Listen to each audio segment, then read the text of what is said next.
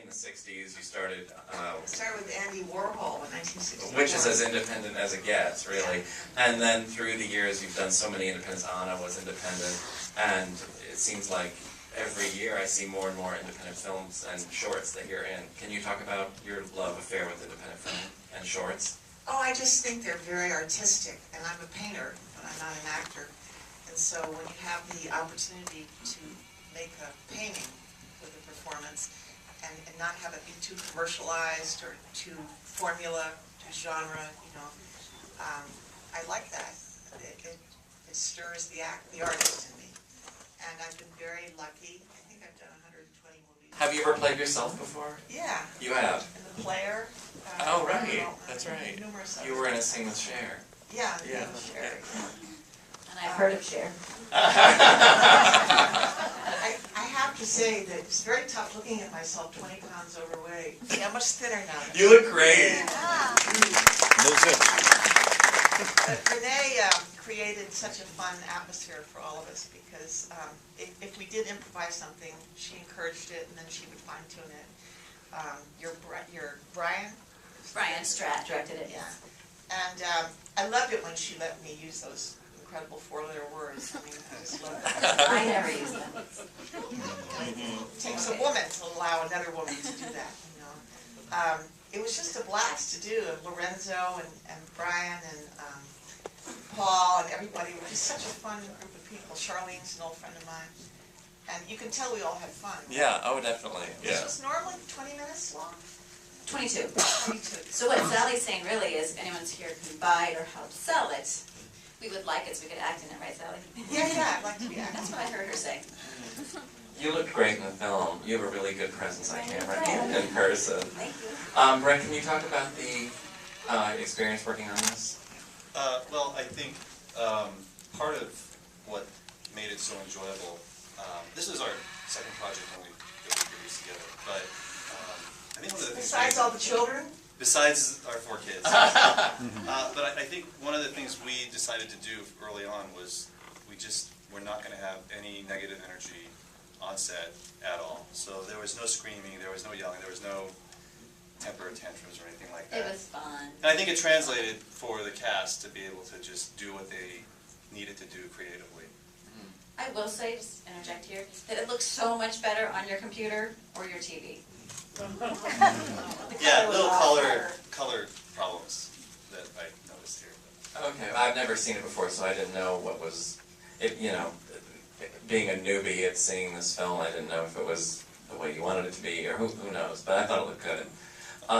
So, you know, I am friends with many actors, and they do have these breakdowns, and they do have a lot of, you know, the sort of nervousness of, am I going to get this part, or am I going to continue to be able to, you know, feed myself in this profession? Do you have those moments? Oh, yes. Are those real? 4 nervous breakdowns. Mark Rydell is here, aren't you? Yes. Yeah, somewhere. And he's known me since 1974 when he put me in Cinderella Liberty. And since that time, yeah, there's been at least 3 nervous breakdowns.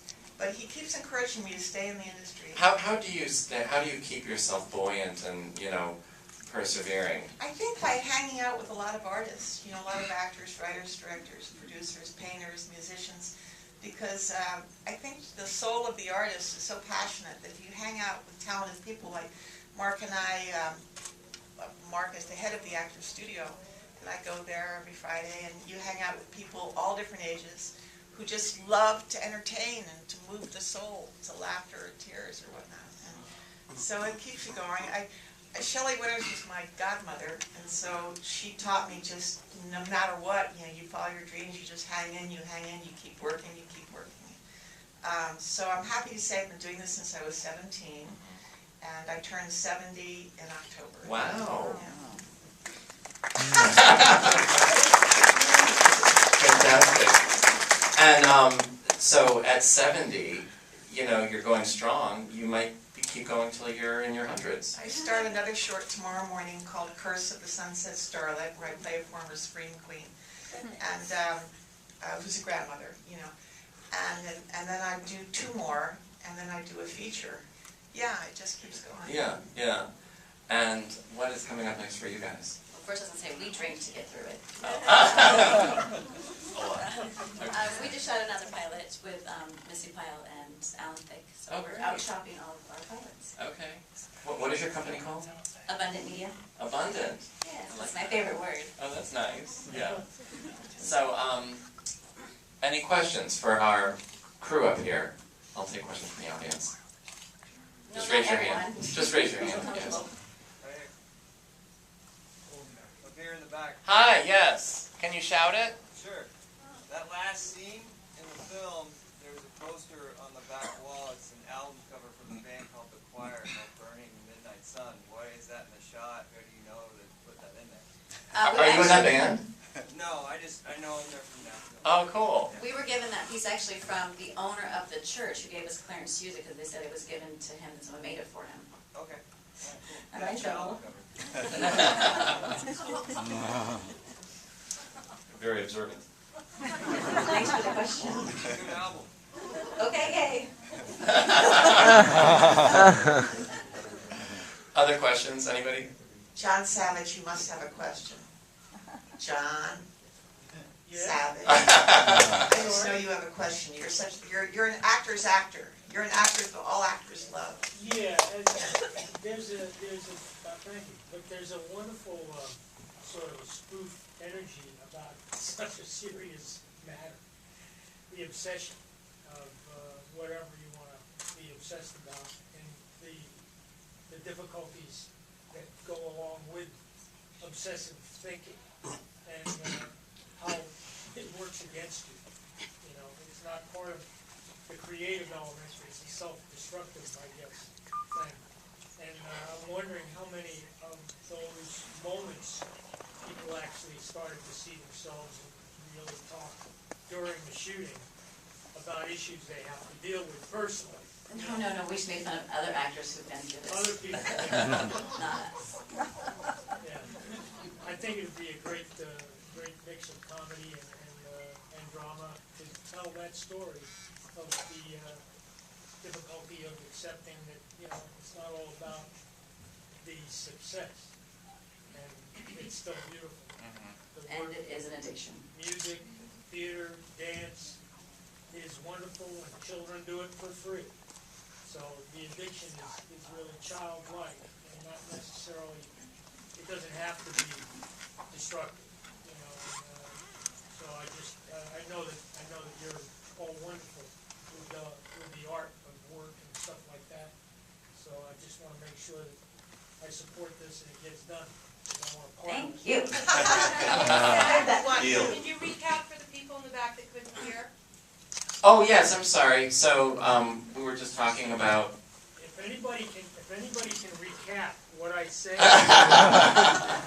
they're very smart. I just said how difficult it must have been to do a comedy about one of the most serious aspects of the danger of work being all about yourself in some ways, but not necessarily you. When you're playing with your personal experiences and emotions and making fun of it, it must bring up personal experience for your professional experience. That a lot of the things that are funny that you were making a comedy about as the actors, and there are moments you must have you must have flashed on your own confusion as an All actor. vulnerabilities. Yeah, it's a very important area where when it comes to the success of this business of art, and when children are having fun at it, I think it's the best thing in the world to encourage it. And yet that whole balance that comes from really talking about life and the joys that might be found through music, theater, dance, writing. It's very touchy when you start getting into the business of it. It's really, it can be very helpful to perform and share and talk about character work and then reflect on it from your personal experiences. But to make a joke sometimes, I have to laugh because I have to do 12-step. I have to tell you that. I have to go through different meetings, or else. It's a benefit. So I'm hoping your show does go on. But I asked if you felt while you were working that there were moments where you reflected on that, being too making fun of something that's not so funny sometimes. Yeah, like the Trojan commercial. Like the choice commercial. The licking the box though was Sally's. Can we give a round of applause to John Savage, please? Okay, I think we're gonna wrap up, and we're gonna move on to our next wonderful short, Good men. Good Men. Thank you Good all. evening. That Thank was you wonderful. very much. Thank you so much, you guys.